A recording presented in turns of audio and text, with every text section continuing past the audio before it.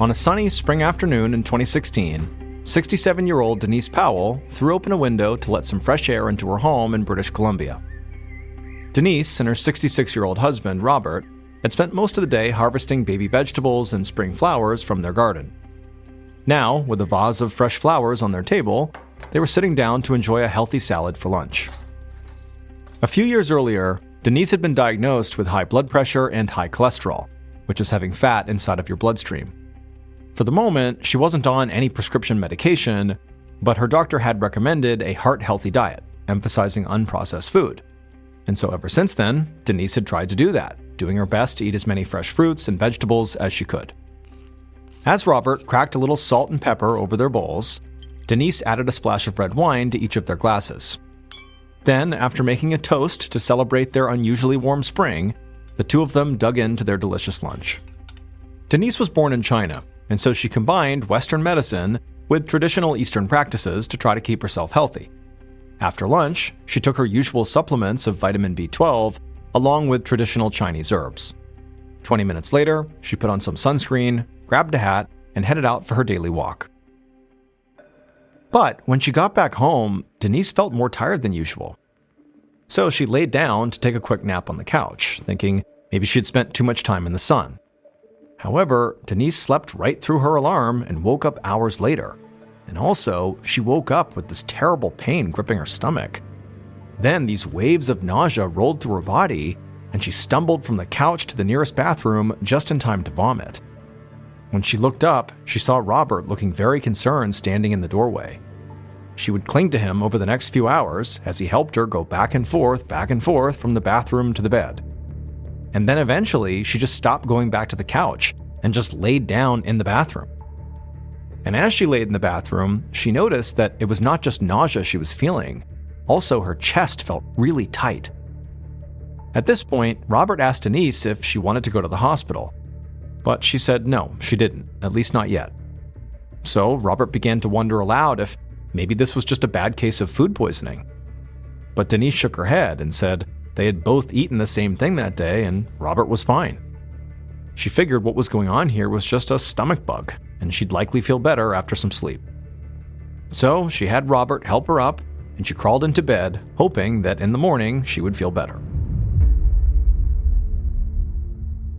3 days later, Denise lay curled up on the couch, still feeling pretty dizzy and nauseated. She looked at her watch right as Robert came in from his daily bike ride. She saw that a whole hour had passed since her last episode of vomiting, and so maybe she was on the mend. Robert walked over and handed her a few of her favorite roses, which he had just picked from their garden. Denise took the flowers with a smile and held them to her nose. But even the flowers' mild fragrance suddenly made her feel nauseous. And so Denise quickly handed the flowers back to Robert and got up and hobbled over to the bathroom. After emptying her stomach yet again, Denise collapsed back on the sofa. Robert had turned on their favorite show, but Denise barely had enough energy to focus on the TV. In fact, she found herself squinting against the brightness of the screen. And then, as she was squinting, she sat up and peered right at the television more closely. Something was very odd. Rings of bright yellow light circled the screen. She blinked and blinked, but these lights didn't go away. In fact, soon, the yellow lights surrounded everything she focused on. Her hand, a doorknob, a picture over the fireplace, these rings were all around them. She asked Robert sort of desperately, like, "Hey, do you see yellow rings around everything?" But he looked at her and he just said, "No, I don't." At this point, Denise wasn't sure what scared her more. The very concerned look on Robert's face as she was asking him this question, or the bright yellow halo that surrounded his head. Denise couldn't deny it anymore. She had to go to the hospital right now.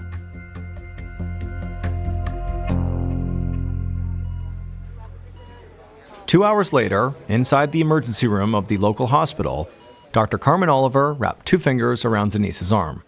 She could barely feel the woman's pulse, which registered at only 53 beats per minute, very slow.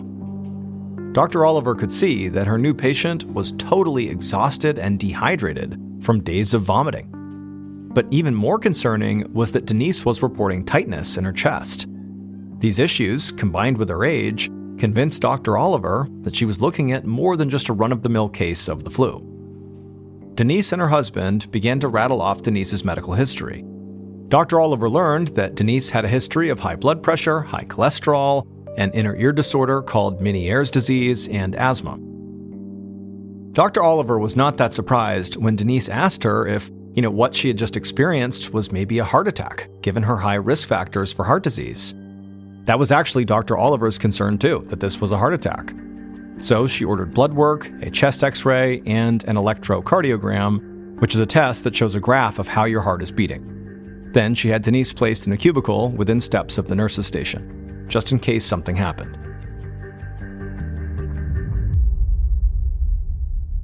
A little while later, after all the testing was done, Dr. Oliver met with Denise to go over her results. Dr. Oliver shared that Denise's blood work and chest x-ray were normal, which seemed to rule out a heart attack along with an infection or a stroke. However, Dr. Oliver said they were not out of the woods yet.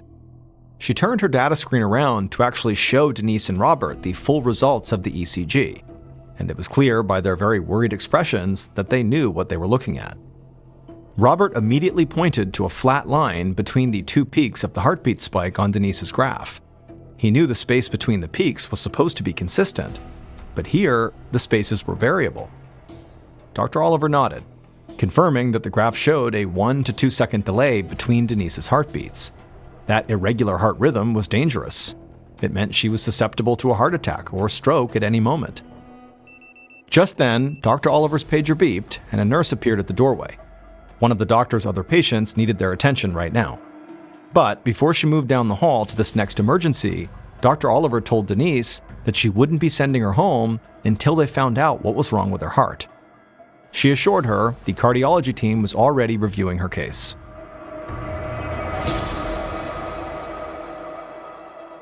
A few hours later, Denise woke up from a nap, and for a moment, she had no idea where she was.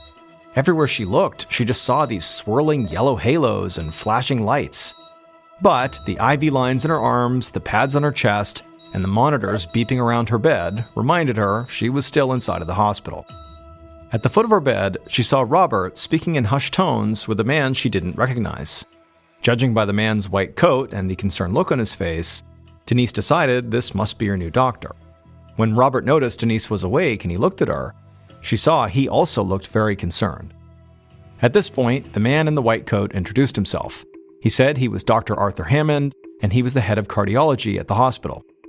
Denise asked him if that should make her feel better or worse, that he, was here to talk to her about her case. And he jokingly admitted that he wasn't sure. He told her that he knew what was going wrong with her heart, but he didn't know why. He told Denise that what she was experiencing was something called a total heart block. Denise looked over at Robert, and she could tell he was just as confused as she was. Even with all her previous heart issues, they'd never heard of anything like this before. Dr. Hammond explained that a heart block was when the natural pacemaker in the heart stopped working correctly. In Denise's case, the little group of cells that sent electrical signals to regulate the rhythm of the heart weren't sending the messages fast enough, or at all, which created a high risk that blood flow to her heart would just stop, the true definition of a heart attack.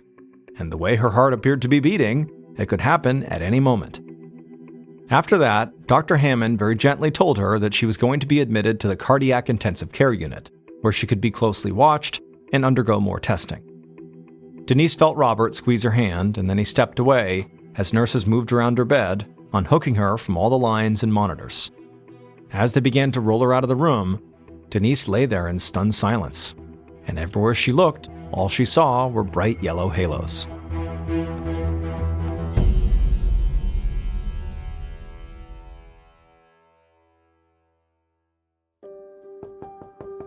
Three days later, Dr. Hammond gave a soft knock at the entrance to Denise's ICU cubicle, and as he entered, he immediately noticed that Denise was alone. Every other time he had made his rounds, Robert had been by her side. Denise remarked she actually hadn't heard from Robert all morning, to which Dr. Hammond smiled and told her he was glad Robert was getting some much-needed rest. Over the last few days, Dr. Hammond had run advanced heart function tests on Denise, and now he wanted to go over the results with her. He pulled the data screen close to her bedside and clicked on an animated version of her echocardiogram, which is different than the electrocardiogram she'd had previously. Echocardiogram is a test that uses sound waves to create an image of the heart as it pumps. The screen filled with various angles of the inside of her heart beating and pumping blood. Dr. Hammond pointed out all the structures and clicked on the animation loop over and over. Then, Dr. Hammond switched the screen to show Denise a video of her angiogram, which is a medical imaging test that uses X-rays along with a special dye to visualize blood vessels and their function. And so as they watched this video, it showed the dark dye progressing through her veins. The good news, he said, was that all these tests showed that there weren't any severe blockages or problems with the structure of her heart. But then he paused and said, unfortunately, there was some bad news too. He told Denise it was clear she was still very sick. There was nothing wrong with her heart structurally, but it was operating too slowly and not at the correct rhythm. And so she was still very much in danger of having a serious heart episode. Dr. Hammond could see Denise's face fall, but he assured her that all was not lost. There were some very good options for her care, and he wanted to go over them with her. At this point, it didn't surprise him when Denise said she actually wanted her husband to be a part of this conversation. So the doctor nodded and gave her some room while she picked up her phone to call Robert. At the same time, Dr. Hammond's pager beeped, calling him back to the emergency room. He promised Denise he'd be back as soon as he could. He left the room as Denise began leaving a voicemail for her husband. As Dr. Hammond walked into the busy ER, a nurse handed him a chart for a new cardiac patient. She pointed over to the older man who was laying on his side on the gurney facing away from them. Dr. Hammond glanced at the monitors and saw the man's heartbeat was extremely low.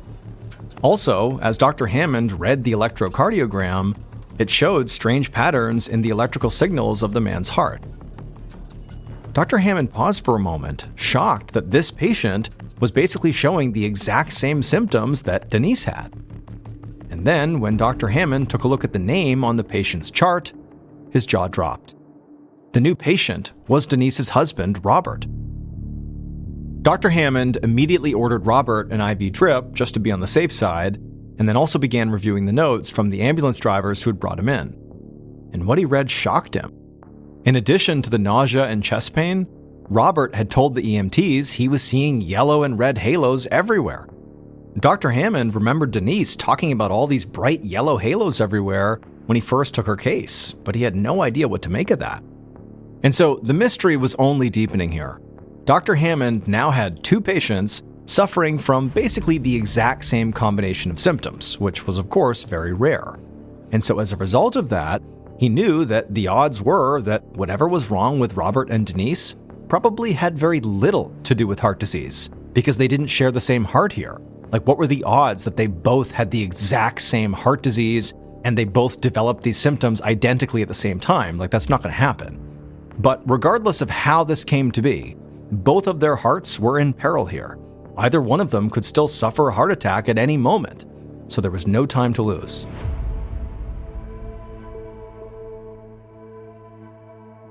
Later that night, Dr. Hammond was back at the nurses' station of the cardiac ICU. He could see both Denise and Robert, who were now resting comfortably in beds right next to each other. Robert was reading, and Denise chatted quietly on her cell phone. Dr. Hammond pulled up both of their health histories to look them over side by side. Their records showed that they both had some level of cardiac disease that was typical for people their age. But high blood pressure and high cholesterol didn't explain what was happening to them now. And so this only added to his suspicion that their heart troubles were simply a symptom of a very different, larger problem.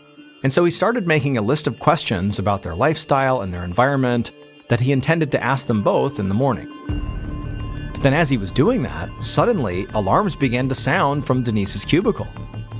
And so he ran to Denise's bed with nurses right behind him, and he took one look at the monitors, and he could see that Denise's heart had gone into a deadly rhythm called ventricular tachycardia. The lower chamber of her heart was beating too fast to pump blood correctly. He could see Denise's eyes fluttering as she slid out of consciousness. Dr. Hammond knew he would have to act fast. If Denise's heart kept going like this for more than maybe 30 seconds, it could become starved of oxygen and just stop. Denise already had defibrillator pads applied to her chest for this kind of emergency. A defibrillator is a device that delivers a controlled electrical pulse that can shock the heart back into the correct rhythm. years of experience kicked in, and Dr. Hammond stepped calmly to the control button of the device. He had to watch the electrocardiogram graph for the exact moment to deliver the electrical pulse. If he fired the defibrillator at the wrong time, he could actually put her heart into another cycle of the wrong rhythm. But just as suddenly as this episode began, it was over. Denise's eyes opened wide, and she started to breathe normally again. The monitor showed her heart had shifted back into the correct rhythm, apparently on its own. The doctor could see Denise clearly felt uncomfortable, but for now, she was out of danger. However, without knowing what had caused this episode, Dr. Hammond feared it could happen again at any moment. He left Denise's side as the staff took over to watch her recovery, and he went over to Robert. He knew Robert, for a host of reasons, would be petrified, not only because it was his wife, but also he had the same issues his wife did, so that could happen to him too. Dr. Hammond reassured Robert that Denise was fine, for now, but the last episode was a sign that things were still very dangerous and unstable. As tears began to roll down Robert's face, Dr. Hammond handed him a cup of water and began speaking to him in very calming tones as he kept one eye on the blood pressure monitor. He didn't want Robert's anxiety to trigger any changes in his own heart rhythm. Now, ordinarily, Dr. Hammond would have put off asking Robert a whole bunch of questions at a time like this. But with Denise in such a dire situation, he knew there was no time to waste here. Once Robert's blood pressure appeared steady, Dr. Hammond stood behind the workstation screen and began taking notes. He gently guided Robert into a conversation about the day his wife first got sick. Dr. Hammond was hoping that maybe Robert might have a fresh detail or another memory, anything that could point to what happened that day that caused all this. But Robert told the same story Dr. Hammond had already heard about the sunny day a week ago where the couple worked in the garden and ate the salad of freshly picked vegetables. He heard how Denise got sick a couple hours later, and 3 days after that, she was in the hospital. But then, Dr. Hammond asked Robert to describe how he had gotten sick. Robert said he had felt fine until yesterday.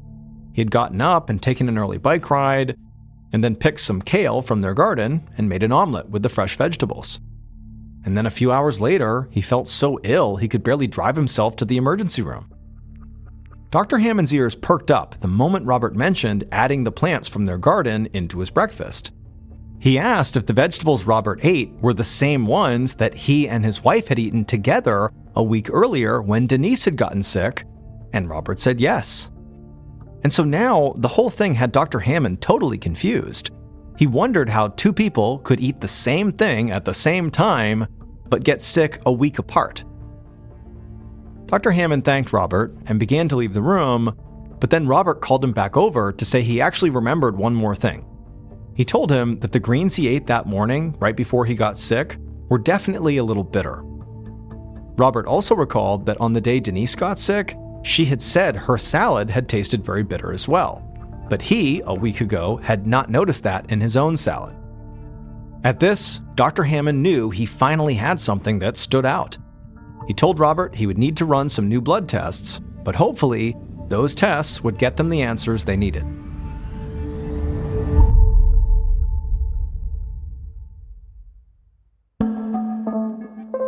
Early the next morning, Dr. Hammond was in his office when his inbox pinged. The results of Robert and Denise's new blood tests were in, and they were shocking. Both blood samples contained high levels of a cardiac medication known as digoxin. Dr. Hammond couldn't believe that both Denise and Robert could forget something this important, and so he wondered if maybe there was some piece of their medical history that had slipped through the cracks. Dr. Hammond walked into Denise's room and he asked her about taking digoxin. But Denise told him, no, she's not taking that and had never even heard of it. The doctor even showed her pictures of what the medication looked like, but Denise swore she was not taking it and never had. After that, the doctor crossed the hallway into Robert's room, but he would get the same blank look and firm no from Robert about digoxin. Apparently, neither of them were taking it. But Dr. Hammond felt like this couldn't be a mistake. I mean, the digoxin chemicals were clearly in their blood. They'd gotten there somehow. At this point, the doctor began to think, like, how else could the digoxin get into their bloodstream? And that's when he had an idea. He mentioned this idea to Denise, who immediately picked up her phone and called her sister. A few hours later, Denise's sister arrived, and she handed Dr. Hammond a basket of fresh produce from Denise and Richard's garden. The doctor put on a pair of gloves and began sifting through the carrots and tomatoes until he came across the kale, because Robert had told him that before Denise got sick, she had claimed the kale was bitter, even though Robert had tasted the kale and it wasn't bitter to him. But then a week later, when Robert said the kale tasted bitter, he got sick. And as Dr. Hammond stared at this kale, he realized what was wrong. Denise and Robert had been poisoned. It would turn out Denise and Robert's garden was full of vegetables, fruits, and flowers that were all in early stages of growth. Some of the kale leaves that the doctor were looking at were in fact kale, but mixed in with the kale were leaves of a different plant called Foxglove. As young plants, kale and foxglove look very similar. While kale is perfectly safe and healthy to eat, foxglove is not. In fact, it is highly toxic. Foxglove contains digitalis, a compound used in heart medications like digoxin. In precise doses, digoxin can help regulate heart rhythm, but too much can be fatal. It can also lead to visual hallucinations like the ones that Denise and Robert had experienced, where they saw all those bright-colored halos around everything. It's not exactly clear why Denise got so sick so quickly on the same day that she and Robert both ate the same type of salad. It's possible that Denise got most of the bitter foxglove leaves on her plate, and Robert ate mostly kale. Or maybe Robert simply ate fewer of the poisonous leaves, or he ate smaller ones, which had less of the chemical. Whatever the reason, on the day Robert did finally get sick, he just must have eaten more of the foxglove leaves instead of the kale. Ultimately, both Robert and Denise had eaten enough of this foxglove to put them both on the brink of death. As soon as Dr. Hammond realized what was going on, he immediately gave Denise and Robert the antidote for digoxin poisoning, a medication called digoxin Fab. And within an hour, they were both feeling remarkably better. Denise and Robert were both well enough to go home within days, and as soon as they got home, they made sure to remove every foxglove plant from their garden, and also the kale, just to be safe. At about 5 p.m. on November 1st, 1996, 52-year-old Gary Triano stood on the 18th green at the La Paloma Country Club in Tucson, Arizona. Gary crouched down to line up a short putt, while 3 of his friends stood off to the side, giving him a hard time for taking so long. Gary just blocked them out. Almost everywhere else, Gary was known for being loud, impulsive, and never slowing down. But on the golf course, he always felt calm and focused. Gary stood back up and prepared to take the shot. He took a breath, brought his putter back just a little, and swung.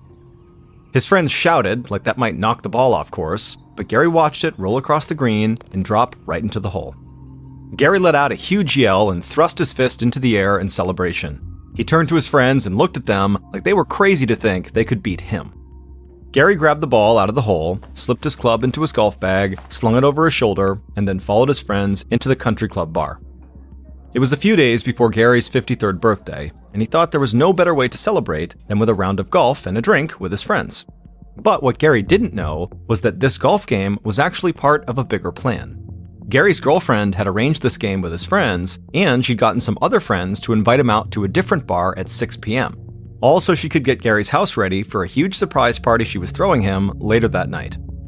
Gary and his friends took a seat at the bar and ordered some drinks. And as they did, they all bragged about the best shots they had made that day. The bartender handed Gary his drink, but before he could take a sip, he heard someone calling Mr. Triano behind him. Gary turned, and he saw a young woman in her mid-20s coming his way, and his face just lit up. It had been years since he had last seen her, but he recognized her immediately. She was one of his daughter's friends from when they were young. Gary stepped away from the bar, and the young woman hugged him like she was hugging her own father. Gary asked how she was doing, and he wanted to know all about her life. The two talked for a few minutes while Gary's friends drank at the bar. They were all very used to hearing somebody call out Gary's name, no matter where they went, because it seemed like everybody in Tucson knew him. And in truth, Gary was really well known around the city. He had been a big-time real estate investor, he'd opened casinos, and he'd run businesses in a bunch of different industries. and before he'd gotten divorced from his second wife, a socialite named Pamela Phillips, they ran in the same circles as Hollywood celebrities and well-known politicians. The young woman hugged Gary again and said how great it was to see him, and she went outside as Gary made his way back to the bar. He glanced at his watch. It was almost 5:30, and so it was just about time for him to head to the next bar to meet his other group of friends. So he threw back his drink and then reached into his pocket, pulled out several bills, and carefully folded them into little origami flowers. He put these flowers on the bar for a tip, then grabbed his golf bag, shouted goodbye to everyone, and walked out. Gary's friends waved him off and then just kind of shook their heads. Gary couldn't help himself. He always had to make a grand exit.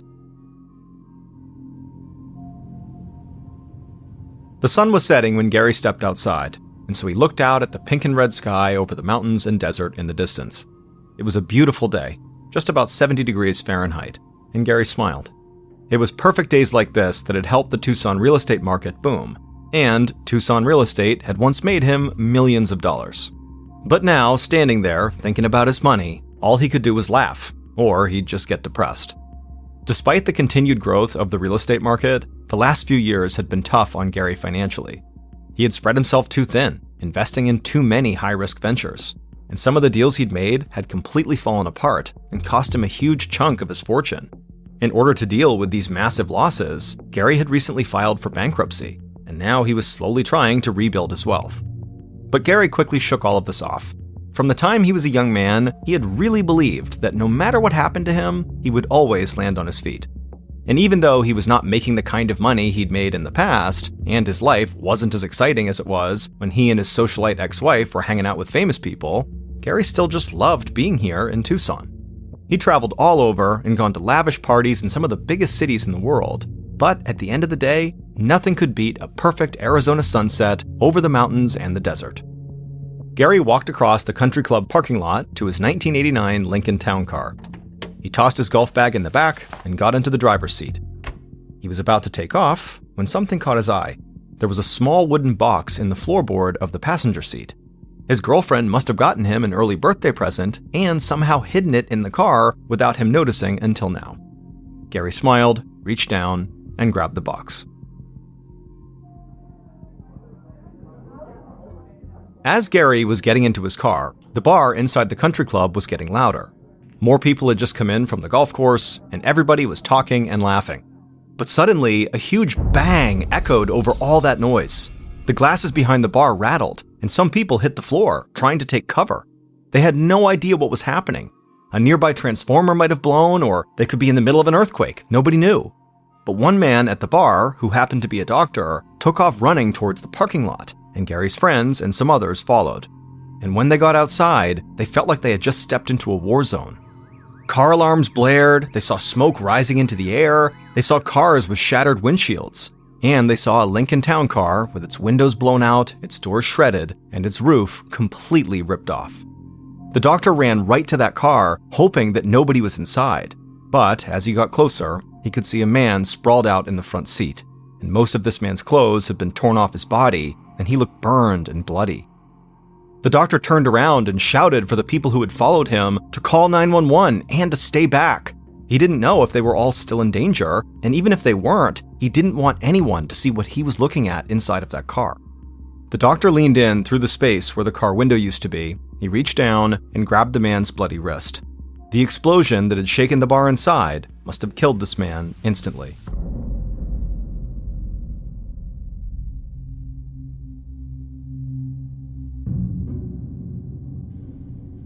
Detective James Gamber of the Pima County Sheriff's Department was clearing the dinner table and putting dishes in the sink at his house when his phone rang. He walked across the kitchen and answered it. It was one of his colleagues from the Sheriff's Department, and this colleague said that there had just been an explosion at La Paloma Country Club, and Gamber needed to get down there right away. So Detective Gamber ran out to his car and sped off through his residential neighborhood. Gamber had only been a homicide detective with the Sheriff's Department for a short time. In fact, he had only worked one homicide case at this point. But as he drove to the country club, he had no idea if he was even heading to the scene of a murder. For all he knew, the explosion he was racing towards could have been caused by an accident of some kind. A few minutes later, Gamber pulled into the La Paloma parking lot, and he saw first responders everywhere. He also saw a different group of people, many of them in golf clothes, standing with 2 police officers near the main entrance of the club. The detective got out and walked over towards the first responders, and as he did, the scene in the parking lot almost didn't seem real to him. He stepped over shattered glass, and he thought he saw a car windshield stuck up in a tree, and when Gamber got to the car where the majority of first responders were and he looked inside of it, he knew he was not dealing with an accident.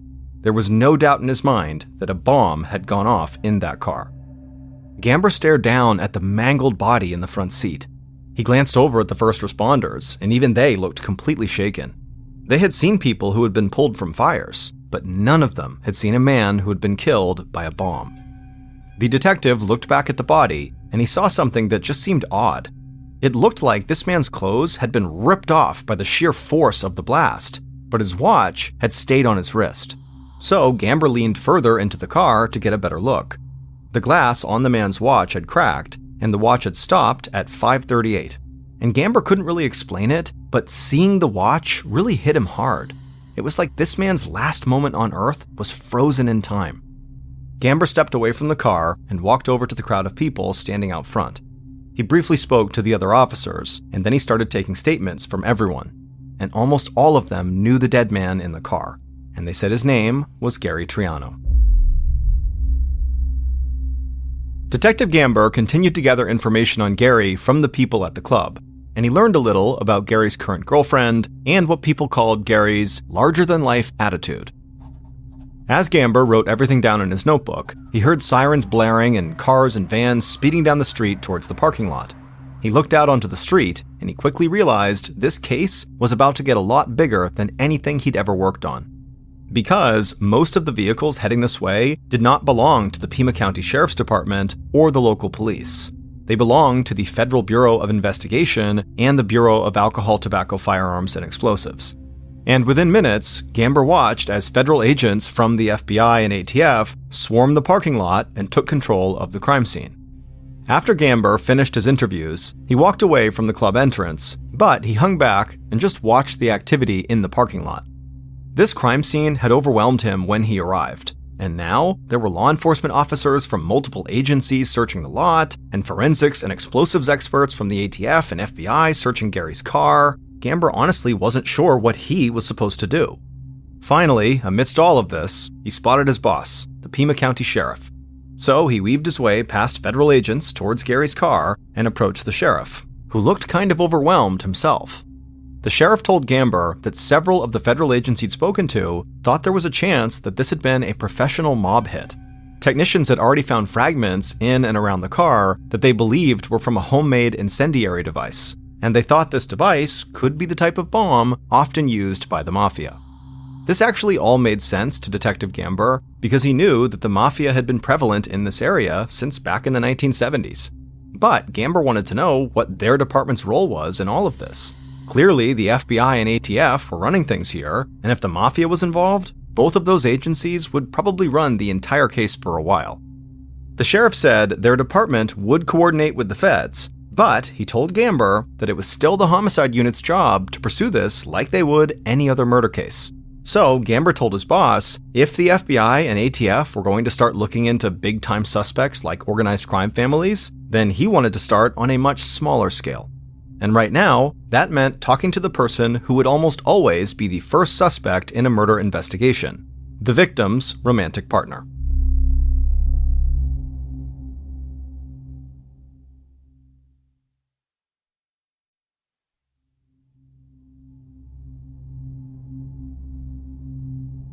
A little over an hour after the explosion, a woman stepped out of her car and approached the country club parking lot. She looked almost like she was sleepwalking, like she didn't see all the chaos around her. Local police officers immediately stopped the woman from walking any further into the parking lot, and she shouted that she was Gary's girlfriend. Detective Gamber saw this happening. He'd been waiting for her. A police officer had called her at Gary's house to inform her about what had happened. At first, she didn't believe the cop. She said Gary was out with his friends, and then he was going to come home for a huge surprise party she was throwing him. But eventually, she had accepted the truth, and she said she was coming to the country club right away. Gamber rushed over to her and introduced himself. He said how sorry he was, and he hated to put her in this position right now, but he needed to ask her some questions. Gary's girlfriend looked back at him, still with this glazed expression, and said she would try to help. Gamber glanced down at a few notes he'd scribbled in his notebook. He knew the doors on Gary's car had been so badly damaged by the blast that it was impossible to tell if someone had broken into the car to plant the bomb. But people had been in and out of the parking lot all day, and so far, nobody had reported witnessing a break-in. So, Gamber thought there was a good chance that whoever planted the bomb had easy access to Gary's car, so he asked Gary's girlfriend if she had keys to the Lincoln. She said she did, but she said it didn't really make a difference because Gary always left his car unlocked. This threw Gamber off. Somebody leaving their car unlocked, especially a nice car like Gary's, sounded like something that only happened back in the 1950s. But Gary's girlfriend said that he had this foolish belief that nothing bad would ever happen to him, and that people were actually good at heart. She said if it wasn't for her, he very likely would have just left his house unlocked every night. Gamber continued to talk to Gary's girlfriend for a few more minutes. He didn't want to jump to conclusions, but this woman really did seem completely shocked by Gary's death. So he told her, before he let her go, that he just wanted to know if she could think of anyone in Gary's life who might have wanted to harm him. Gary's girlfriend shook her head. She said Gary had a good relationship with both of his ex-wives and his 2 grown children from his first marriage, and the children from his second marriage were still pretty little, and she said everybody who knew Gary loved him. He was generous and fun. Suddenly, Gary's girlfriend trailed off, and the look on her face totally changed, like she had just thought of something. Gamber asked if something was wrong, and she nodded. There was one past relationship in Gary's life that had ended badly, and it just continued to get worse. She said Gary had an ex-girlfriend named Robin Gardner, and Gary had left her when she got pregnant. But even before that, Gary had wanted to get out of the relationship because Robin had a temper and had once attacked him with a flower vase. Gamber asked if Gary had had any contact with Robin lately. Gary's girlfriend said that Robin had called a few months earlier, and she left Gary a message on the machine. And all Robin had said was, "You're going to pay. Someday, you're going to pay."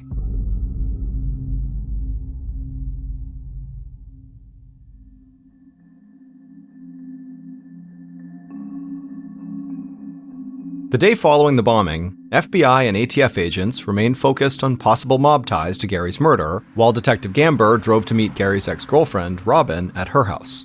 By this time, the bombing was all over the news in the region, so Robin was well aware that Gary had died.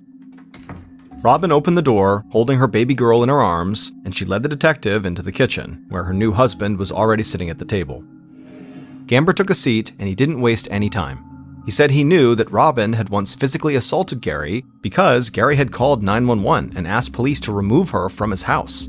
Gamber also knew about the threatening phone message she had left him. Robin's face immediately turned red, and she looked very embarrassed. She said she couldn't justify her actions, but Gamber clearly did not have the full story. When she had gotten pregnant, Gary had openly doubted that the baby was his. He broke up with her and didn't want any responsibility for the child, so she lashed out because she was hurt and scared and didn't know if she'd be able to provide for her baby on her own. But after the baby was born and a paternity test proved that she was Gary's daughter, Gary had said he would help take care of her financially, and Robin and Gary's relationship became a lot more civil. The baby started crying a little, and Robin asked if she could excuse herself. Gamber said of course, and Robin carried the baby out of the kitchen. Her husband watched to make sure she was out of earshot, and then he leaned toward Gamber and spoke quietly. He said there was no doubt that his wife had a temper. If Robin was mad, she made it really clear. But despite the issues she'd had with Gary, Robin's husband said that she told him that Gary was a good man for admitting he was wrong and doing his part to make sure the baby was taken care of. By the time Gamber left the house, he didn't feel like Gary's ex-girlfriend or his latest girlfriend were the likely killers.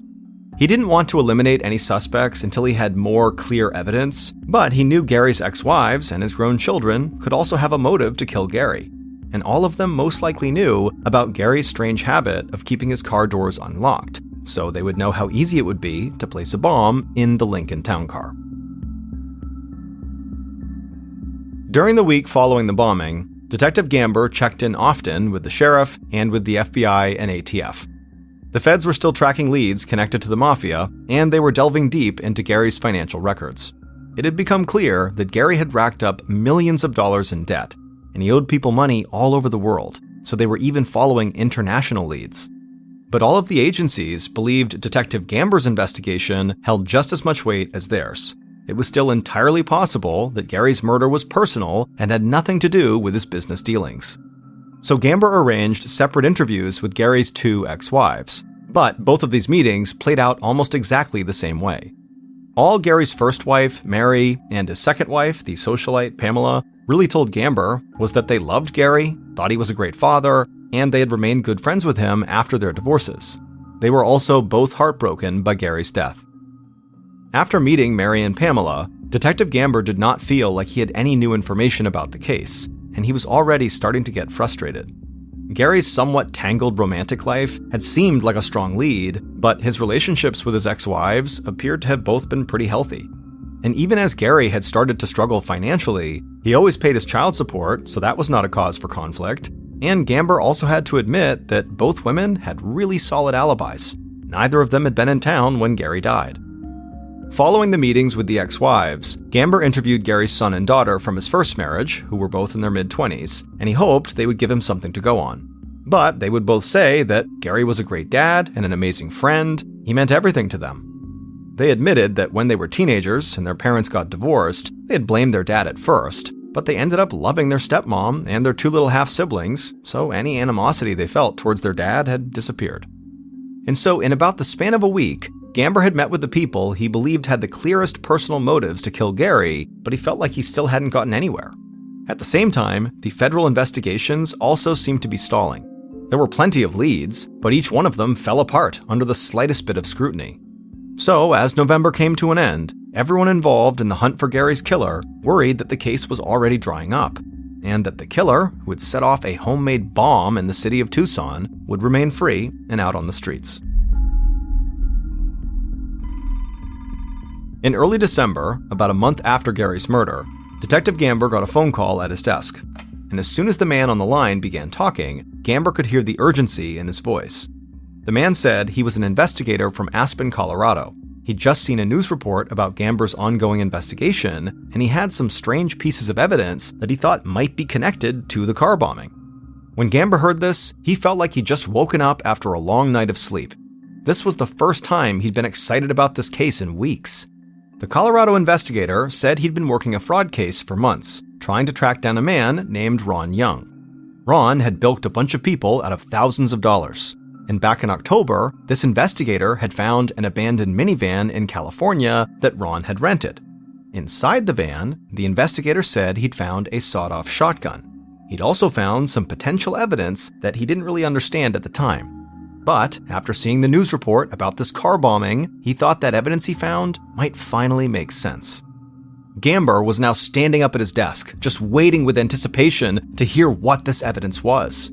The investigator said he had found a map of Tucson, Arizona, and a piece of paper with some names on it. And one of those names was Gary Triano. Gamber felt his hands shaking. He wanted to run out of the station and go find Ron Young right away. So he asked the investigator to please send over all the information he had on him. The investigator said he would do that as soon as they hung up, but he gave Gamber a warning. He said Ron was elusive, and tracking him down would not be easy. Throughout the end of 1996 and the first several months of 1997, Detective Gamber worked with the FBI to try to locate Ron. But after months of searching, Gamber started to feel like the investigator from Colorado had made a huge understatement. Ron was not just elusive, this man was a ghost. None of Ron's family or friends, or anyone he knew, seemed to have any idea where he was. He might as well have just dropped off the face of the earth. And even with Gamber and the FBI coordinating with state and local authorities across the country, they could not get a viable lead on Ron's location. During this time, the other aspects of the investigation had also hit a wall, and so even the federal agencies believed that finding Ron was their only real option for keeping the case going. But as more time went by and they still could not find Ron, Gamber started to get this sick feeling that Gary's killer would never be found and his family would never get closure. And for Gamber, who was still so new to the homicide unit, this felt like a total failure. And by early summer of 1997, about 7 months after Gary's murder, there was still no sign of Ron. And Detective Gamber's fears came true. the interagency task force that had been working on the case disbanded. The feds left, and Gary's murder was no longer considered a top priority for the Pima County Sheriff's Department. Gamber did his best to try to return to the case files whenever he could, but he soon had other homicide investigations to lead. And then Gary's murder almost completely disappeared from the news, and the case went cold for a very long time.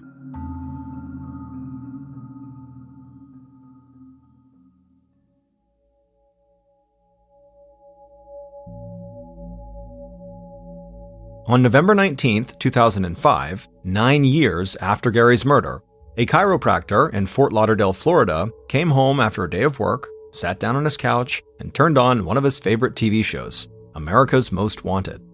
At the time, America's Most Wanted was a very popular show that featured stories about criminals who were still at large, in the hope that the viewers of the show might provide tips that could help lead to an arrest.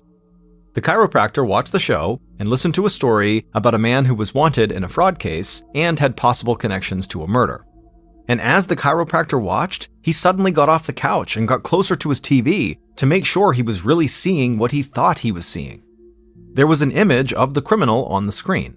Now, the chiropractor didn't recognize the criminal's name, Ron Young, but he definitely recognized the man, because he had treated this man's bad back on several different occasions. The chiropractor grabbed his cell phone from his pocket and dialed the number for the America's Most Wanted tip line. 2 days later, federal and local law enforcement arrested Ron Young in Fort Lauderdale. And days after that, Detective Gamber, who was still a homicide detective, along with other Pima County investigators, flew to Florida to question Ron in connection to the bombing that killed Gary Triano. Detective Gamber felt exhilarated to have the case reopened. He had always regretted that he had not been able to bring Gary's killer to justice, but Gamber would soon realize that he still had a long way to go. Ron repeatedly denied having anything to do with Gary's murder, no matter how much police pressured him. And so it would take several more years of coordinated efforts between law enforcement organizations across the country and multiple international agencies for investigators to gather evidence to prove that Ron knew a lot more than he was willing to say, and that there was someone else out there on the run who was directly connected to Gary's murder. 4 years later, on a cold December night in Vienna, Austria in 2009, now 13 years after Gary's murder, members of Austria's federal police force approached an upscale hotel located in one of the wealthiest parts of the city. The lead officer and his partner found the room they were looking for and knocked on the door. When the door opened, the lead officer spoke in German, but the person at the door looked confused. So the officer quickly switched to English and asked them to identify themselves. And when the lead officer heard this person's name, he told them that they were under arrest for the murder of Gary Triano. Soon after this arrest, the lead officer contacted his supervisor, who then got in touch with federal authorities in the United States to start the extradition process. That process took months, but when the suspect was back in Arizona, Detective Gamber interviewed them. And by the time that interview ended, all of Gamber's hard work had finally paid off. After 13 years, he now knew who had murdered Gary.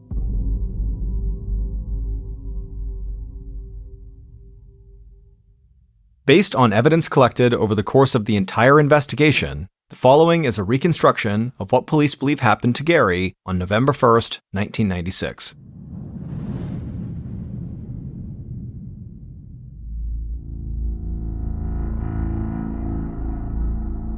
At around 4:15 p.m. that day, the bomber sat at a small table in a hotel room, breathing in slowly over and over until they could feel their heart rate slowing down. When they felt completely calm, they reached out, picked up the homemade bomb they had spent days putting together, and then slowly placed it into an open wooden box laying on the table. They secured the bomb inside the box and then walked across the room and grabbed the phone. They took a small piece of paper out of their pocket with a number scrawled on it and dialed. A friendly young man at the front desk of the La Paloma Country Club answered and asked how he could help. The bomber, using an equally friendly voice, asked the young man if Gary Triano was out on the golf course. The young man said he was. He said he had welcomed Gary into the club a little while earlier. After that, the bomber hung up the phone and walked back to the table, picked up the box with the bomb in it, and walked out to their car. They set the box in the passenger seat and then drove slowly down the road. No need to take any stupid chances by driving fast. A few minutes later, the bomber pulled into the La Paloma parking lot. They spotted Gary's Lincoln Town Car and pulled into a spot that was as far away as they could get while still maintaining a clear view of Gary's car. The bomber scanned the lot and they didn't see anyone. So they opened their car door, went around to the other side, and carefully picked up the box with the bomb inside of it. They kept their head down as they walked to Gary's car. When they got there, they saw that the passenger side door was unlocked. They opened the door, crouched down, and placed the box on the floorboard. The bomber closed Gary's car door and quickly walked back to their car and climbed inside. And then they watched and waited. At around 5:30 p.m., they saw Gary step out of the country club. The bomber reached into their pocket and slipped out a small remote control. As they watched Gary get closer to his car, their heartbeat got faster. Gary climbed into his car, and after a second, the bomber watched as Gary leaned down towards the floorboard. And at that moment, the bomber hit a button on that remote. The bomber heard a loud bang and saw the roof of Gary's car go flying into the air. In the chaos, the bomber sped out of the parking lot and drove to a nearby payphone. They dropped a coin in, and when the person answered, the bomber said the job was done. The person on the other side of the call didn't say anything. They just hung up the phone and smiled at their two little children who were playing nearby. Ron Young, the man who had eluded authorities for years before getting caught by a chiropractor watching TV, built the bomb and placed it inside of Gary's car. But Ron was not the person who had set any of this in motion. Gary's second wife, the socialite Pamela Phillips, was the one behind everything. It turned out that despite what Pamela had told the police, she was not happy about her relationship with her ex-husband. Because ever since Gary had begun experiencing financial difficulties, he stopped giving Pamela the type of money he had given her in the past. Gary still paid child support and alimony, but there was nothing extra for her like there used to be. And so Pamela had decided that the only way she could get the kind of money from Gary that she wanted was by killing him. Because Gary had taken out a $2 million life insurance policy, and he had made Pamela and his two kids the beneficiaries. But until those kids turned 18, Pamela would receive the payout if Gary died, with the understanding that she would manage and invest the money for the kids. But Pamela just wanted the money for herself and did not want to wait any longer. So she offered a man she'd once had a romantic relationship with, Ron Young, $400,000 to do the job. Ron already had a criminal past, and he had some experience with explosives. So together, Pamela and Ron started planning Gary's murder, and they decided to use a homemade bomb. And in the fall of 1996, they found the perfect way to carry out their plan. Gary's girlfriend had wanted everyone in Gary's family to come to the surprise party she was planning. So she had invited Pamela and the kids, and even told Pamela her plan to keep Gary out of the house. He was going to play golf at La Paloma until around 5:30, and then go to another bar before coming home. So Pamela now had the perfect time and place for Ron to pull off the murder.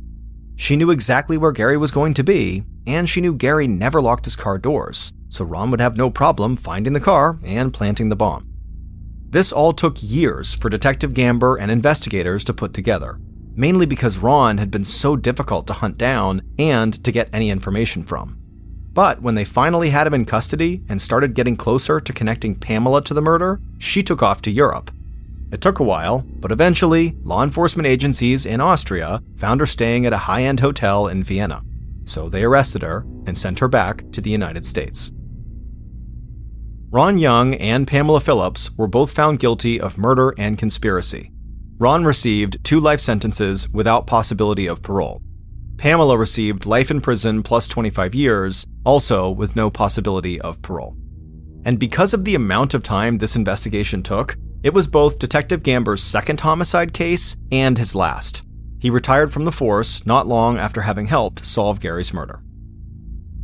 From 2002 to 2006, Cullen Finnerty was perhaps the most successful college quarterback in history, winning 3 national championships and being named the Division II Player of the Decade.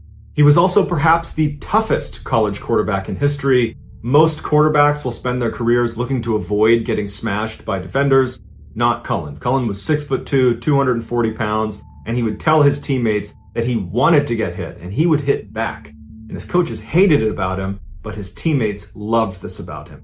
Cullen was also famous for playing through injuries. His junior year in college, he broke his collarbone and he didn't tell anyone, and he played through an entire playoff series that he won. After college, Cullen's professional football career was not nearly as successful as his amateur one. He played briefly for two NFL football teams, the Baltimore Ravens and the Denver Broncos, but when he wasn't getting any playing time and he just could see the writing on the wall that this was not going to be a match, he was not going to make it in the NFL, he left for Europe to play in a European football league. But when his European football career started to sputter out as well around 2009, he came back to the United States where he joined a very small-time indoor arena football league. And while Cullen's love of football was still there as much as it ever was, he knew at this point, playing at this low of a level, that his career was effectively over. Around the same time that Cullen was hanging up his football cleats, he would meet Jennifer, who would become his wife. She was an all-state volleyball player and in many ways was just as competitive and as athletic as Cullen was. They were kind of like a perfect match for each other. They married in 2010, and Cullen, this big man, big-time quarterback, was shaking and crying at the altar because he was so nervous and excited about marrying Jennifer. Because I think this was a really big turning point for him, where he was basically putting football in the past and starting this new life and building a family with Jennifer, and he was really excited about it. The newlywed couple moved into a house together in Michigan where they had 2 kids, and Cullen landed a good job in medical sales, and by all accounts, Cullen was just hitting his stride post-football. On Memorial Day weekend in 2013, Jennifer's family was planning this 3-day fishing trip along the Baldwin River in Michigan, and the Finnertys decided they would join them. And so Cullen and his wife and kids, they rented a cabin that was going to be near the campsite that Jennifer's family was staying at. And for the entire weekend, it was just this great fishing trip where everybody had a great time and the weather was beautiful. And on May 26th, so the last night of this 3-day fishing trip, Cullen, who had recently purchased this pontoon boat that they had used for this fishing trip, he wanted to just go out one more time on his boat, this boat that he was really proud of, and fish for another 30-45 minutes before ending the weekend. So Cullen put on his waders and his jacket, he grabbed his fishing pole, and he had his family drive him to the stairs that led down to the water where his pontoon boat was. Before he walked down the steps, he turned and told his family that he'd be out for about 30 to 45 minutes and that he wanted to be picked up at the next boat ramp down the way and that he would call when he needed a ride. 42 minutes later at 9:27 p.m., Jennifer receives a phone call from her husband, and she's expecting it to be the call where he says, "Okay, I'm ready to get picked up." But when she answers the phone, Cullen is frantic, and he's telling her that he's being followed by 2 men in the tree line, that he's out on the water on his pontoon, but there are 2 men in the tree line that he can't see, but he can hear them, and they've been following him for some time. And before Jennifer can even get a word out, Cullen says to her that he's going to beach the boat and take his clothes off, and then he hangs up. Jennifer immediately tries calling Cullen back repeatedly, but he's not picking up, and so she's left feeling totally confused about what her husband has just told her. But what stood out to her was how scared he sounded on the phone. And fear was not something she typically associated with Cullen. This beast of a man, this tough football player, he didn't get scared. So for him to be that scared sounding and to be describing people basically stalking him, she knew he was in serious trouble. So she calls 911 and she describes where he is in the Baldwin River, and the police take her report and say, "We'll send someone out right away." After Jennifer got off the phone with police, she called her family and told them about this really strange phone call from Cullen and how she had just called the police and she didn't know what to do. And so her brother tried calling Cullen and Cullen answered. And when he did, Matt said, "Hey Cullen, where are you?" And Cullen would say, "I don't know where I am, but there's these 2 guys that are still following me." And Matt would say, "Are you still on your boat? Are you on land?" And all Cullen said is, "It's getting pretty rough out here." And then he hung up. Afterwards, Matt would call Jen and he would tell her about this phone call with Cullen, and it really didn't add any clarity to the situation. And so Jen and her family decide the best thing they can do is go to the boat ramp where Cullen had said he wanted to be picked up in hopes that maybe he would make his way there and they would find him. So Jennifer and her family head out to this location and Cullen's not there. They get out, they're yelling for him. There's no sign of him, and shortly after, a police car would show up because this was one of the areas where Jennifer had said when she spoke to police that Cullen might be. And so the police officer gets out, they take an official statement from Jennifer, and at this point they file an official missing person report.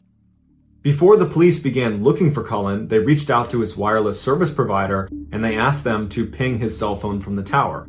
Any service provider has the ability to roughly triangulate the location of a cell phone based on the last few locations of the phone. The last 4 locations that the service provider pinged for Cullen were up to 4 miles apart from each other, which was bizarre in its own way because the idea that in a very rugged, rough area in a very short amount of time, that Cullen had been moving 4, 5, 6, 7 miles just to get to these different points, that didn't really make sense. But also when they looked at these points on a map, it looked like each of them was either near a paved road, or in order to get to them, you would have had to cross a paved road.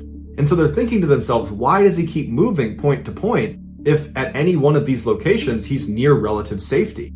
But as strange as these 4 locations were, the police now had a really solid starting point. So they dispatched people to each of these points and they began combing along the river where he had last been seen. And within an hour, they discovered his boat. It was a little ways down from where he had been dropped off. It was missing an oar and it was basically beached on the side of the river. It wasn't clear if it had been intentionally beached, but Cullen wasn't in it. And when they searched around the area, they couldn't find any sign that Cullen was in the area. They were yelling for him. He wasn't yelling back. Interestingly, a man who owned property near where the pontoon boat was found reported to police hearing screaming or yelling coming from the area where the boat was found around the same time that Cullen went missing. But despite this piece of information, it didn't actually help them discover where Cullen actually went. For the next 48 hours, police and hundreds of people searched in the areas where his cell phone had pinged and along the river where his pontoon had been found, but there was no sign of him. Then, on the evening of May 28th, approximately 48 hours after Cullen had gone missing, they discovered his body. It was located less than a half mile away from a paved road, and it was situated in between those 4 points that the cell phone provider had given. He was laying completely face down with his right arm under his body and his left arm over his head, clutching some grass. When they rolled him over, he had some blood coming out of his nose, but besides that, there was no significant trauma anywhere on his body. Cullen appeared to be wearing all of his clothes. However, it was noted that the strap on his waders was really badly twisted. Now, if he had never taken his clothes off, that would have been something he would have fixed. It would have been very uncomfortable when he started this trip to go fishing. That would have been something he would have fixed. Now, he said to his wife on the phone that he was going to be taking his clothes off, which there was no explanation for that, but he clearly said that to his wife, and she reported that to police. And so some have speculated that between that phone call and finding him with the twisted strap on his waders, that indicates that perhaps his clothes did come off at some point over the past couple of days and were put back on again, either by him or by someone else. His cell phone had also been found in his front pocket, indicating that those cell phone pings had been his actual location. Initially, Cullen's autopsy was completely inconclusive. There was no trauma to his body. There was no obvious thing that killed him. But later on, it was determined he died of pneumonia caused by inhaling his own vomit. So we don't know how you get to a place where you're inhaling your own vomit, but I would imagine you're in a pretty panicked state of mind if that could happen to you. Many people believe Cullen's death was the result of a traumatic brain injury caused by all the years of playing football and getting hit in the head. And so that can lead to paranoia, and so perhaps this was a fit of paranoia. He got turned around, he got scared, he thought somebody was chasing him, and then, he vomits and inhales his vomit, and that ultimately kills him. And in 2011, Cullen had briefly shown signs of being a little bit paranoid when one day he thought someone was following him, and he actually went to a family member's house and said, "I think someone's following me," but he could never identify where this person was or who they were. But even if this was a fit of paranoia and no one was following him in the woods, well, why didn't he stop on the paved road every time he crossed it? Because that would have represented safety. I mean, in 2011, when he supposedly had another fit of paranoia, his instincts were to go to a family member and to seek help. And so you would think his instincts in this situation would be similar. He would seek help, he would seek safety, but he continuously left safety. He left the road. He left his boat. His boat was safety. Why did he leave his boat? And even if we turn this around and we say, no, it was not a fit of paranoia, that he was in fact being followed by someone or something in the woods, well then why would that prompt him to call his wife and say, I'm going to get out of the boat and take my clothes off? and then proceed to walk 4, 5, 6, 7 miles in a very short period of time, crossing over a paved road at least 1 or 2 times, and not stopping, not signaling for help? That doesn't make sense either. And what was that screaming that resident heard coming from the area where the pontoon boat was found? Unfortunately, there are many questions in this case, and the vast majority of them will go unanswered.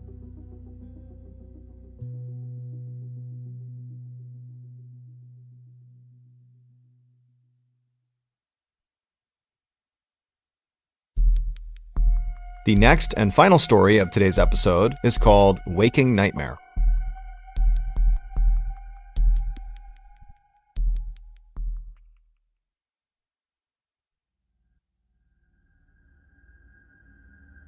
In June of 1982, 38-year-old Cindy Hack divorced her husband, Roy.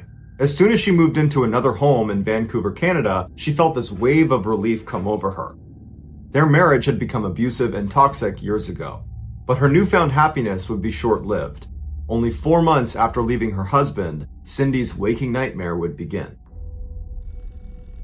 It all started with a late-night phone call on October 7, 1982. When she answered, the voice on the other side was raspy and angry sounding. It addressed Cindy by name and quickly told her that they planned on hurting her. And before Cindy could do anything, the caller had hung up. Cindy was horrified and didn't know what to do, so she did nothing. And then over the next few days, she received more calls from this phantom caller, and each of them began with this person addressing her by name and then threatening violence. And Cindy began to convince herself that this had to be some terrible prank, and so she continued to do nothing about it. One night, Cindy couldn't help but feel like she was being watched, and she looked into her living room and she noticed one of her windows was still open. At night, she would draw all the curtains in her house. And so she walked over to the window and she pressed her face up against the glass to look outside, and she didn't see anybody out there. And so she drew the curtains, turned around, and began walking back towards the kitchen when her phone rang. She hesitated, but eventually picked the phone up, and on the other side of the call was the mystery caller, who in a mocking tone told her that curtains weren't going to protect her, that they knew when she was home. This incident pushed her over the edge, and she knew this could not be some bad prank. This was real. And so she contacted the police, who made a house visit, but there wasn't any sign of a break-in or any sign of a crime being committed. And so after walking her property and feeling confident that she was safe, they told her that, you should really consider getting an unlisted telephone number. That way this mystery person can't keep contacting you. And so Cindy thanked them and would go on to get an unlisted telephone number. But not only would the calls continue, they would become more frequent, and in fact, the harassment in general only began to escalate. 3 days later, on October 15th, Cindy and her good friend Agnes were coming back from dinner to Cindy's house. And when they got there, they noticed that one of the front windows had been broken. And so they carefully walked onto the porch and realized the front door was actually unlocked and slightly ajar. They considered immediately leaving the property and just calling police, but they sat there for a minute and didn't hear anything inside the house, and so they decided they would just poke their head in and investigate. And so when they went inside, all the lights were off and there was no sign of a disturbance. It was totally quiet. But when they went upstairs, they found feathers all over the hall. And they followed those feathers all the way to Cindy's room. And in her room, all of her pillows had been ripped apart. And a key to her front door was laying conspicuously on her bedside table. The women fled the house and called police. But when they showed up, there really wasn't much they could do, despite knowing about Cindy's threatening phone calls she was getting. There was just no clear sign of who broke into her house and cut up her pillows. And so they told her that the best thing she can do is change her locks, make sure everything in her house stays locked at all times when she's home, and if she notices anything out of the ordinary, to call back.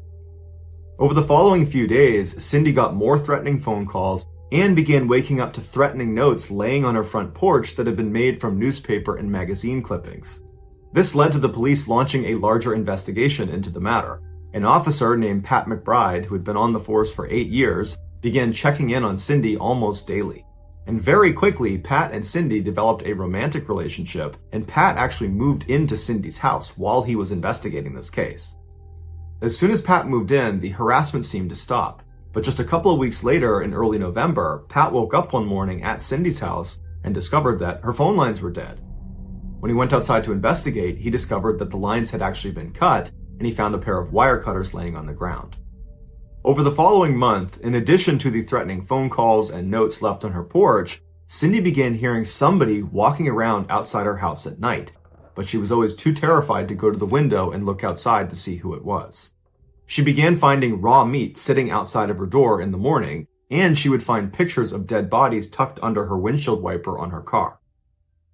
One day, she walked into her backyard and she discovered 3 dead cats hanging in her garden. Cindy, who was a bubbly, happy person before the harassment started, had become a totally anxious and paranoid mess. But despite her obvious distress, the local police were starting to doubt her claims that this stalker was even real. Every time she called them claiming stalker activity, they would go to her house and look around, but they could never find any evidence to suggest that anyone besides her, her friends, or her boyfriend had been there. And speaking of her boyfriend, police officer Pat McBride, he would tell his coworkers that he was never home when the stalker called, and he never heard anybody walking around outside of her house. He said the only reason he knew about these things is because Cindy told him after the fact. Upset that the police were not taking her seriously, Cindy broke up with Pat and decided she needed to move and start over in another town. Just days before Cindy was supposed to relocate, her friend Agnes stopped by. When she went to the front door and knocked and there was no answer, she walked around to the back and she found her friend crouched down behind the stairs as if she was hiding from something. She ran over to her and noticed she had this black nylon stocking wrapped tightly around her neck, but Cindy seemed to be totally unfazed by it and just kept looking out towards her shed. And so Agnes runs over to Cindy and says, "Cindy, what are you doing? What's on your neck?" And Cindy turned to look at her and her eyes were super wide and she was panicked. And she told Agnes that just minutes ago she had been walking out to her shed to get something when a man leapt out of the shadows and wrapped this nylon around her neck and began choking her and threatened that if she turned around to look at him, he would attack her family. So Cindy and this man struggled for a minute until Agnes's car approached, which spooked the man and he ran off. Agnes was shocked and she grabbed her friend and picked her up. She pulled the nylon off of her neck and the two of them ran inside and locked all the doors and windows. And then at that point, Cindy called the police. But when the police showed up, the only evidence of this attack was Cindy's first-hand account and this nylon stocking. But the police believed the nylon stocking was Cindy's and she had staged the whole event and she had tied it around her neck herself. A few days later, in January of 1983, Cindy moved into a new home in a town called Richmond, which is a suburb of Vancouver, Canada. And as soon as she got there, she painted her car a new color and she actually changed her last name to James. For months, she didn't see or hear from her stalker. But in October of that year, she found another dead cat on her property with a note next to it that just said, "You're next." Fearing for her life, she called the Richmond police, who set up a surveillance operation on her property. But for months, despite dozens of officers watching her house at practically all hours, they never ever saw any stalker activity. But as soon as the officers left for any amount of time, when there was a gap in surveillance, Cindy would call the police and report stalker activity. In time, this town's police department also began to suspect that Cindy was fabricating the stalker story, and they told her as much. Now, blatantly knowing the police were not taking her seriously, Cindy hired a local private detective named Ozzy Caban to look into her case. Immediately, he installed floodlights all around her property, and he gave her a two-way radio to place inside of her house that constantly broadcast back to Ozzy. That way, if she was in trouble, he would know about it even if she couldn't get to the radio to actually tell him. He also installed a panic button inside of her house that would send an alarm to him as well as to the police. In January of 1984, after only being on the case for a couple of weeks, Ozzy heard some strange sounds coming across the two-way radio. It sounded like there was some sort of struggle happening in Cindy's house, and so he tried radioing her to ask what was going on, but he didn't get a response. And so he flew over to her house, he knocked on the door, but there was no answer, and so he kicked the door down and found Cindy lying in the hallway motionless, with a note on top of her hand that was held in place by a paring knife that had been stabbed through the note and then through her hand. The note said, "You're dead, lady." Cindy also had a black nylon stocking wrapped around her neck. And so initially, Ozzy believed Cindy was dead, but he managed to find a pulse. And so he brought her to the hospital, and when she regained consciousness, all she could recall was feeling someone inject her arm with a needle, and then after that, she had no memory of the attack. The police, believing Cindy had staged the attack, did not bother to take fingerprints at her home or on the knife or on the note. Ozzy, on the other hand, believed his client was telling the truth. He didn't believe Cindy was physically capable of injecting herself in the area where the needle had entered her body. The angle was nearly impossible to achieve on her own. Once she was released from the hospital, the police, despite believing she was lying, continued their surveillance operation of her property. But like always, nothing ever happened when any of the officers were on duty. The stalker activity only was reported after they had left.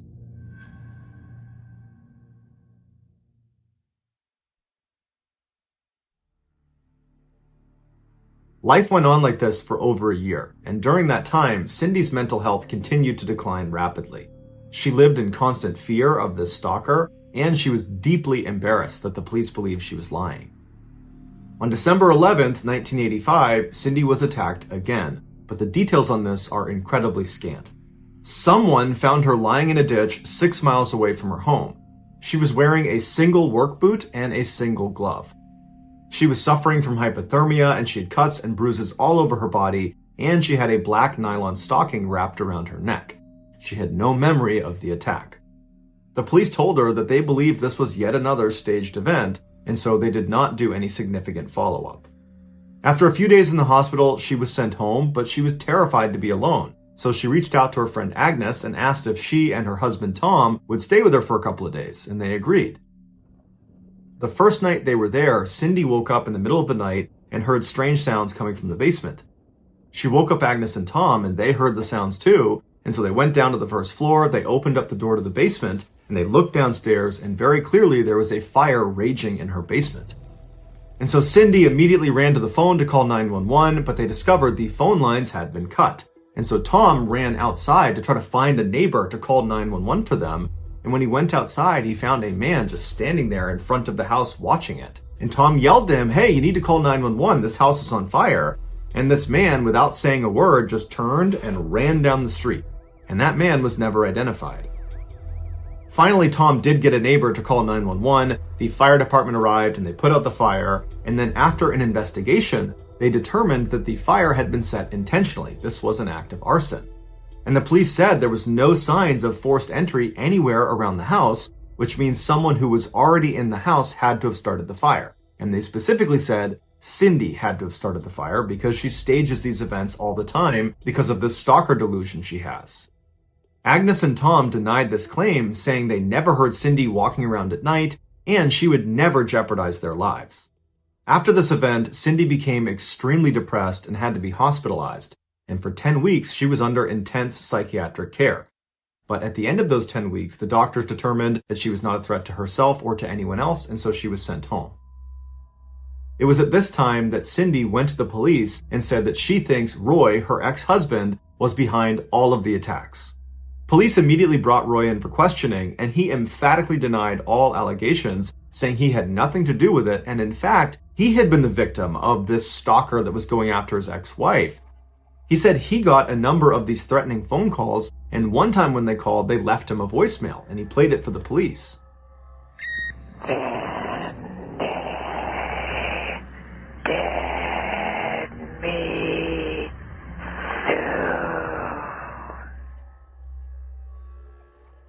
After speaking with Roy and confirming his various alibis, the police ruled him out as a suspect. For the next 3.5 years, Cindy continued to receive threatening phone calls and messages at her house, but no one besides Cindy ever saw this stuff happen live. While her private investigator, Ozzy, still believed every bit of her story, the Richmond Police Department had grown tired of her and stopped responding to her calls.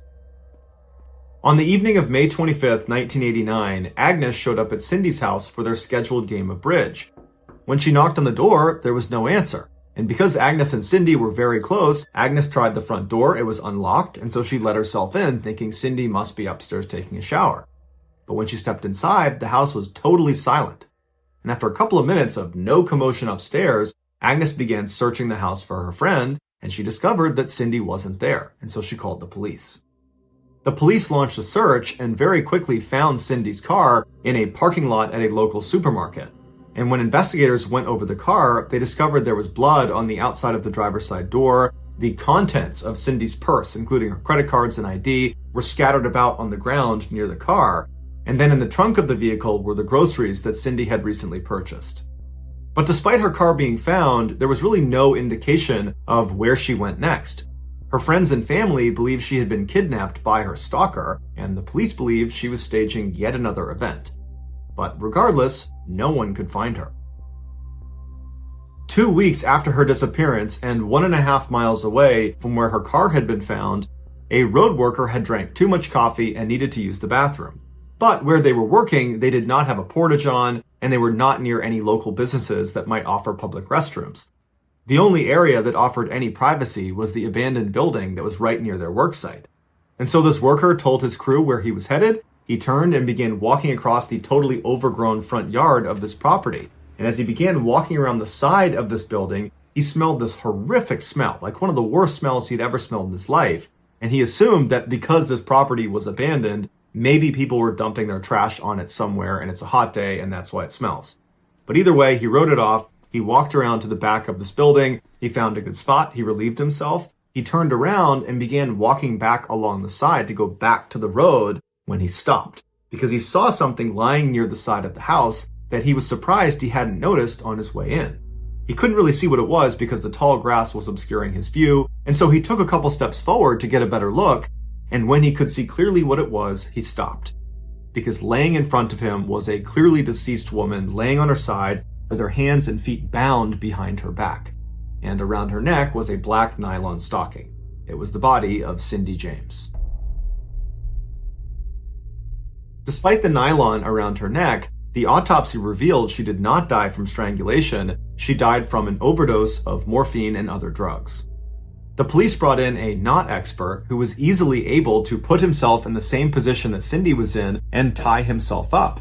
With this information, combined with their belief that Cindy was a pathological liar, they concluded that this had to have been self-inflicted, that she injected herself with the lethal dose and then dropped down to the ground and tied herself up to stage the epic conclusion to this stalker delusion. To cover their bases, the police did re-interview Roy, the ex-husband, but his alibi checked out and realistically, he was never actually a suspect. It's not listed online whether Pat McBride, the police officer ex-boyfriend, was ever investigated. While the police were very confident in their theory of what happened to Cindy, there were some discrepancies. The medical examiner did not agree with the ruling that this was a suicide. He said that you can't conclude that, there's not enough evidence. During the autopsy, it was discovered that Cindy did have an injection mark in her arm, but they could never find the needle anywhere near her body or anywhere between her and her parked car. Considering the extremely high dosage of narcotic that was found in Cindy's system, if this had been a suicide, as soon as she injected herself, she would have had to immediately shift gears, get down on the ground, and start hog-tying herself before she became too intoxicated to function, meaning the needle should have been right around where she was found, but it wasn't. Also missing from the crime scene were Cindy's shoes and socks, and interestingly, her bare feet were totally clean, despite the fact that in order to get where she was found, she would have had to cover a distance of at least 1.5 miles from her parked car. But again, there was no dirt or any markings on the underside of her feet.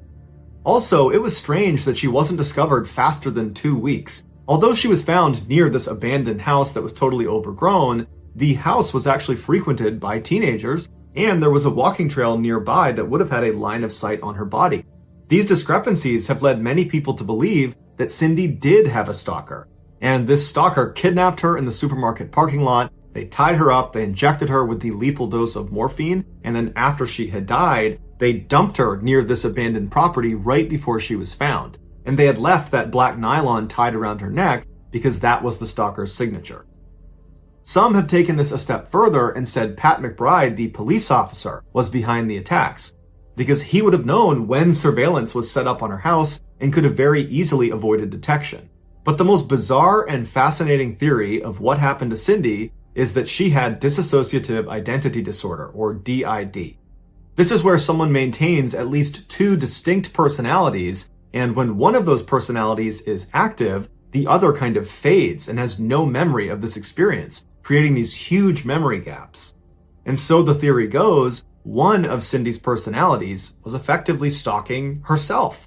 Or more specifically, one of her personalities hated herself and wanted to do herself harm. And so that personality would do things like stab her own hand, or run 6 miles away into some ditch and leave herself for dead. And then Cindy's other personality would take back over, and she would suddenly come to having no memory of how she became injured or how she wound up in this ditch. And so when she went to police to tell them that someone is stalking, is harassing, is attacking me, she was telling the truth. But that someone, that stalker, was actually her. She just didn't know it.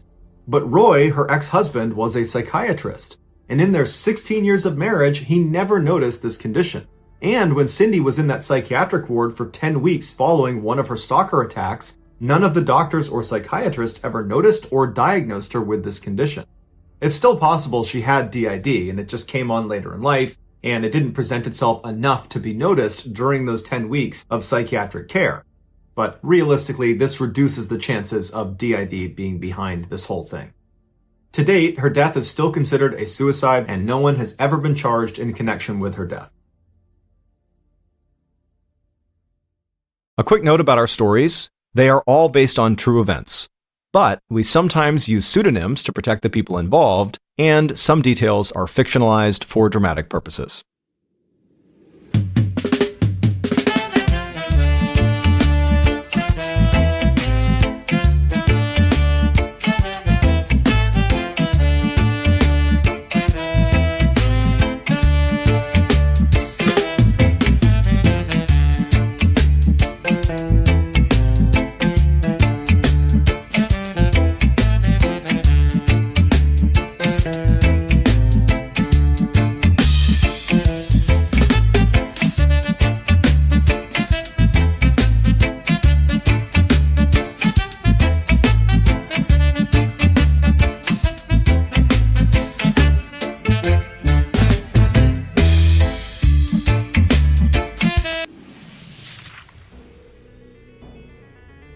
Thank you for listening to the MrBallen podcast. If you enjoyed today's stories and you're looking for more bone-chilling content, be sure to check out all of our studio's podcasts.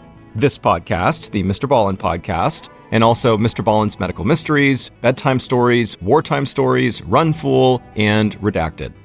Just search for Ballen Studios wherever you get your podcasts to find all of these shows. To watch hundreds more stories just like the ones you heard today, head over to our YouTube channel, which is just called Mr. Ballen.